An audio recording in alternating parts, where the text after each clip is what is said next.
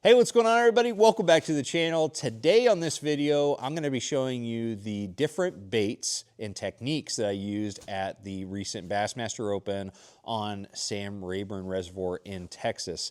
This is the first event of Division 2 in the Bassmaster Opens, and although on paper my finish did not look great, didn't look like I caught them at all, it was actually a pretty fun and productive week overall. Just didn't have a good tournament day. And it's hard to prepare for a 3-day event to turn into a 1-day shootout after 2 days off and extremely big time changing conditions. We actually I practiced mostly shallow during practice, and then also did a lot of scoping offshore, which was a lot of fun. I learned a lot doing that week.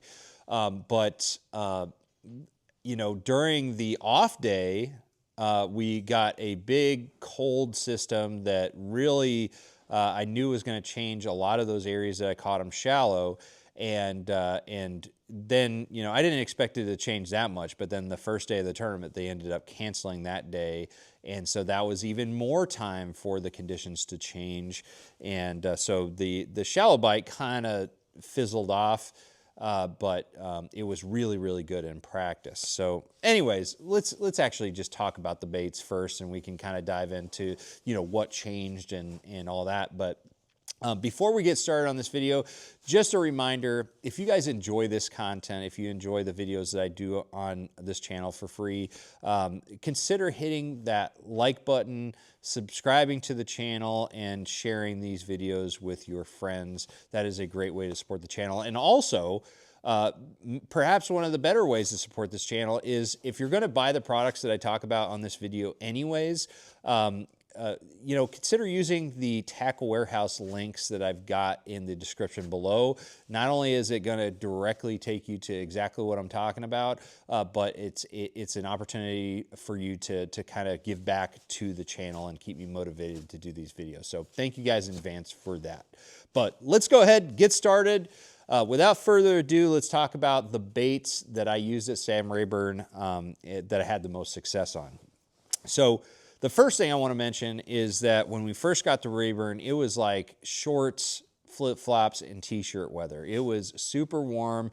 You had a week of like 70s and 80-degree weather, and the water temps were like 62 to 66 degrees. It was like really warm.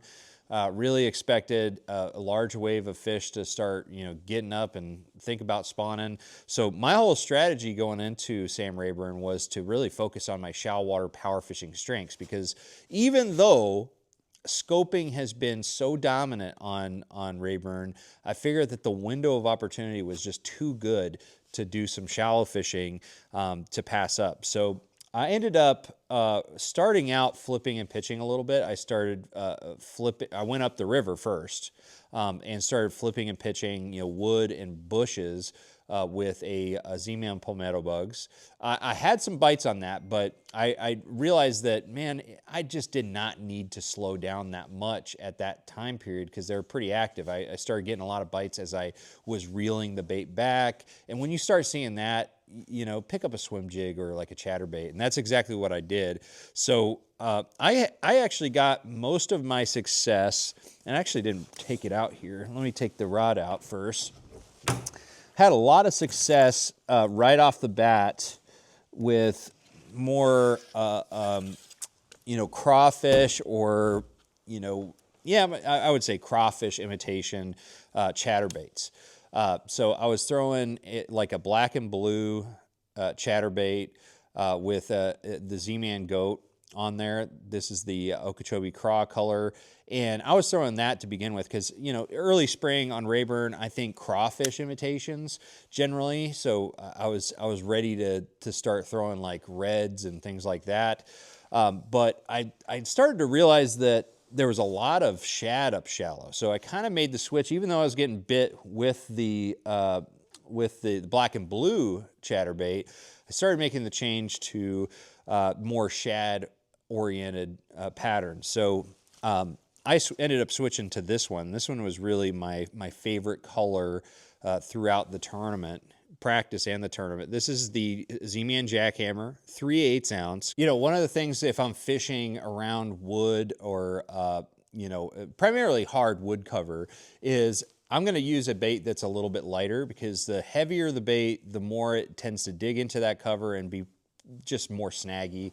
So I use the 3/8 ounce, and this is the dirty white color. And this really, it was my favorite bait for the whole week. Caught a lot of fish on it, especially when the shallow bite was really good. The thing I like about dirty white is not necessarily the white color pattern, but it's that gold blade that they put on that sucker.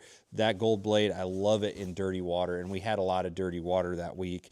And I was fishing it with a chatter shad trailer on there. Again, all the products we're talking about are going to be in the description below, but that was the go-to.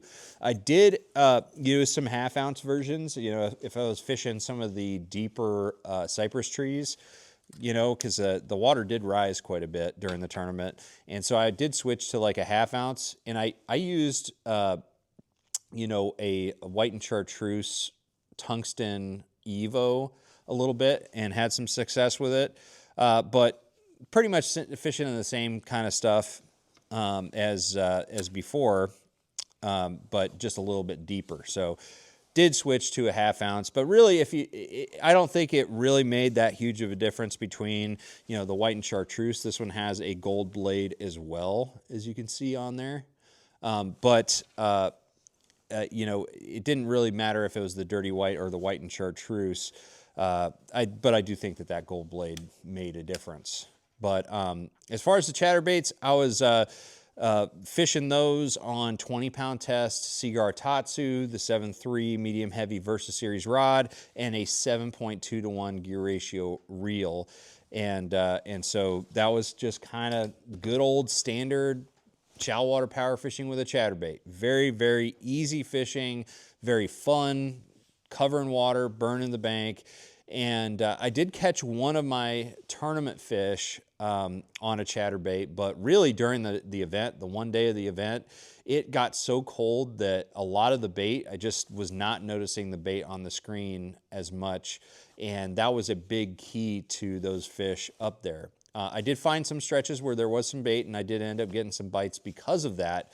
But the bait really did need to be there, and it just, you know, the water temp's dropping 10 to, you know, maybe even 12 degrees did not help the cause at all. So not great during the tournament, but was fantastic, was so much fun during practice. You could go out there, probably catch 40 or 50 fish if you really put your head down fishing a chatterbait. So, all right, so the other part of my tournament week, as far as what I used, was out there scoping. You know, I'm looking to learn more about how to catch them scoping, especially with the jig head minnow. So I did spend a lot of time doing that. And I feel like last week was a really big week for me as far as learning those techniques. I feel like I really, really learned a lot about throwing the good old jig head minnow.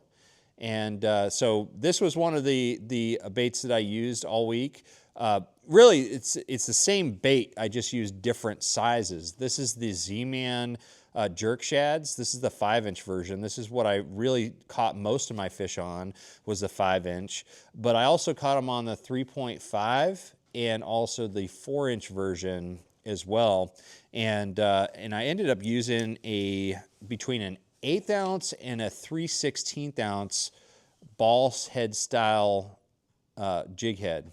And you can see there's a little bit of a secret there, a little secret sauce that I haven't talked about a lot yet, but I've got a little snap on there. I experimented a little bit with that, you know, because a lot of guys are using loop knots. And so I use that snap. This is a VMC snap. The link will be below. Worked really, really good. I'll just say that. And it's a lot easier to swap baits and all that. And I feel like it gave that minnow a good range of motion. So used the minnow quite a bit. Caught 4 of my wayfish on the minnow in those varying sizes. I think I probably caught like half with the 4-inch and half with the 5-inch during tournament day. And then during practice, it was the 3.5 and the 5-inch was what I primarily fished.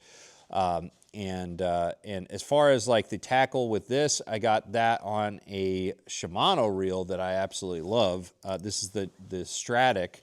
What's the model number? I don't work with Shimano, but they make a super awesome reel. It's C3000XG is the reel that I was using. Super smooth. Just started using it.